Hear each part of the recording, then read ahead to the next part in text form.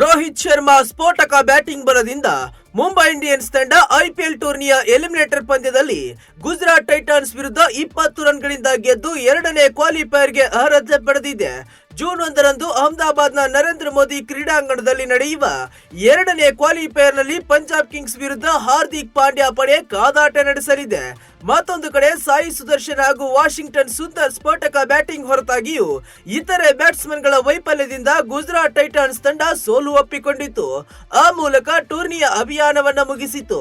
Mumbai Indians ನೀಡಿದ್ದ 229 ರನ್ಗಳ ಗುರಿಯನ್ನ ಹಿಂಬಾಲಿಸಿದ Gujarat Titans ತಂಡ ತನ್ನ ಪಾಲಿನ 20 ಓವರ್ಗಳನ್ನ ಪೂರ್ಣಗೊಳಿಸಿದ್ರು 6 ವಿಕೆಟ್ ನಷ್ಟಕ್ಕೆ 206 ರನ್ಗಳಿಗೆ ಸೀಮಿತವಾಯಿತು. ಆ ಮೂಲಕ ಸೋತು ಎರಡನೇ ಕ್ವಾಲಿಫೈಯರ್ಗೆ ತಲುಪುವ ಅವಕಾಶವನ್ನ ಕೈಚೆಲ್ಲಿಕೊಂಡಿತು. ಮುಂಬೈ ಇಂಡಿಯನ್ಸ್ ಪರ ಟ್ರೆಂಟ್ ಬೋಲ್ಟ್ 2 ವಿಕೆಟ್ ಕಿತ್ತರೆ Jasprit Bumrah, Richard Gleeson, Mitchell Santner ಹಾಗೂ ಅಶ್ವಿನಿ ಕುಮಾರ್ ತಲಾ ಒಂದೊಂದು ವಿಕೆಟ್ ಕಿತ್ತರು.